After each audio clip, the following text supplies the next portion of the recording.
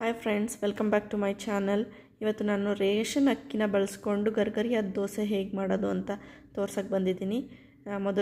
ಮೊದಲನೇದಾಗಿ ನಾನು 1 ಲೋಟ ಆಗುವಷ್ಟು, 1 ಕಪ್ ಆಗುವಷ್ಟು ನಾನು ರೇಷನ್ ಅಕ್ಕಿನ ತೊಗೊಂಡಿದ್ದೀನಿ. ನ್ಯಾಯಬೆಲೆ ಅಂಗಡಿಯಲ್ಲಿ ಸಿಗುತ್ತಲ್ಲ ಆ ರೇಷನ್ ಅಕ್ಕಿ. ನೀವು ದೋಸೆ ರೈಸ್ ಕೂಡ ಯೂಸ್ ಮಾಡ್ಕೋಬೋದು.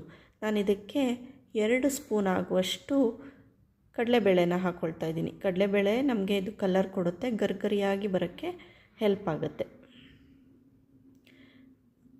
ಅದಾದಮೇಲೆ ನಾನು ಯಾವ ಲೋಟದಲ್ಲಿ ಅಳತೆ ತೊಗೊಂಡಿದ್ದೀನೋ ಅದರಲ್ಲೇ ನಾನು ಒಂದು ಅರ್ಧಕ್ಕಿಂತ ಸ್ವಲ್ಪ ಕಡಿಮೆ ಆಗುವಷ್ಟು ಉದ್ದಿನಬೇಳೆನ ಹಾಕ್ಕೊಳ್ತಾ ಇದ್ದೀನಿ.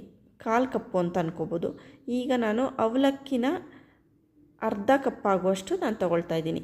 1/4 ಕಪ್ಪು ಉದ್ದಿನಬೇಳೆ, ಅರ್ಧ ಕಪ್ಪು ಅವಲಕ್ಕಿನ ನಾನು ಹಾಕ್ಕೊಳ್ತಾ ಇದ್ದೀನಿ. ಇದ್ರ ಜೊತೆಗೆ ನಾನು 1 ಸಣ್ಣ ಸ್ಪೂನಲ್ಲಿ ಮೆಂತ್ಯನ ಹಾಕ್ಕೊಳ್ತಾ ಇದ್ದೀನಿ. ಮೆಂತ್ಯ ಕಾಳುಗಳನ್ನ, ಮೆಂತ್ಯ ಕಾಳು ನಿಮಗೆ ಕಹಿ ಬಂದುಬಿಡುತ್ತೆ ಜಾಸ್ತಿ ಹಾಕ್ಕೊಂಡ್ರೆ. ನಾನು ಇದನ್ನು 2 ರಿಂದ 3 ಸರಿ ಚೆನ್ನಾಗಿ ನೀರು ಹಾಕ್ಕೊಂಡು ಚೆನ್ನಾಗಿ ತೊಳಿತಾ ಇದ್ದೀನಿ. ನಾರ್ಮಲ್ ಟ್ಯಾಪ್ ವಾಟರಲ್ಲೇ ನಾನು ತೊಳೆದು ಇಟ್ಕೊಳ್ತಾ ಇದ್ದೀನಿ.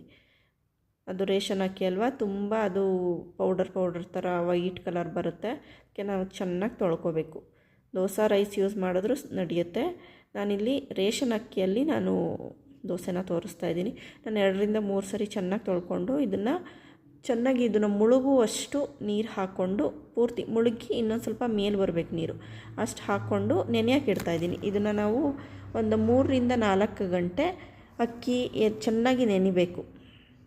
ಸೊ ನೋಡಿ, 3 ರಿಂದ 4 ಗಂಟೆ ಆಗಿದೆ. ನಾನು ಸ್ವಲ್ಪ ಅದರಲ್ಲಿರೋ ನೀರು ತೆಗೆದುಬಿಟ್ಟಿದ್ದೀನಿ, ಯಾಕಂದರೆ ನಿಮಗೆ ಗೊತ್ತಾಗಲಿ ಹೆಂಗೆ ಎಲ್ಲ ಕಾಳುಗಳು ಅಕ್ಕಿ ಎಲ್ಲ ಚೆನ್ನಾಗಿ ನೆಂದಿದೆ. ನಾನೀಗ ರುಬ್ಬಕ್ಕಿಂತ ಮುಂಚೆ ಇದಕ್ಕೆ ಸ್ವಲ್ಪ 1 ಮುಷ್ಟಿ ಆಗುವಷ್ಟು ನಾನು ಅನ್ನನ ಹಾಕ್ಕೊಳ್ತಾ ಇದ್ದೀನಿ. 1/4 ಕಪ್ ಆಗುವಷ್ಟು ಅನ್ನನ, ಬೇಯಿಸಿರೋ ಅನ್ನನ ಹಾಕ್ಕೊಂಡು ಇದನ್ನು 3 ಪಾರ್ಟಾಗಿ ಮಾಡಿಕೊಂಡು ನಾನು ಇದನ್ನು ರುಬ್ಕೊಳ್ತೀನಿ. ಇದು ನುಣ್ಣಗೆ ನಾವು ರುಬ್ಕೋಬೇಕು. ಇಡ್ಲಿಗಾದರೆ ನಾವು ತರಿಯಾಗಿ ರುಬ್ಕೊಳ್ತೀವಿ. ದೋಸೆಗಾದರೆ ಸ್ವಲ್ಪ ನುಣ್ಣಗೆ ಇರಬೇಕು. ನುಣ್ಣಗೆ ಅಂದರೆ ನಿಮ್ಗೆ ಗೊತ್ತಾಗುತ್ತಲ್ಲ ನೋಡಿ, ಈ ಥರ ನಾವು ರುಬ್ಕೋಬೇಕು. ತರಿಯಾಗಿರಬಾರ್ದು ತುಂಬ. ಇದನ್ನು ನಾನು ಟ್ರಾನ್ಸ್ಫರ್ ಮಾಡ್ಕೊಳ್ತಾ ಇದ್ದೀನಿ. ಟ್ರಾನ್ಸ್ಫರ್ ಮಾಡಿಕೊಂಡೆ. ಸೊ ನಾನು ಇದಕ್ಕೆ ಉಪ್ಪು ಹಾಕ್ಕೊಂಡು ರುಬ್ಕೊಂಡಿದ್ದೆ. ನನಗೆ ಸ್ವಲ್ಪ ಸಪ್ಪೆ ಅನಿಸ್ತು.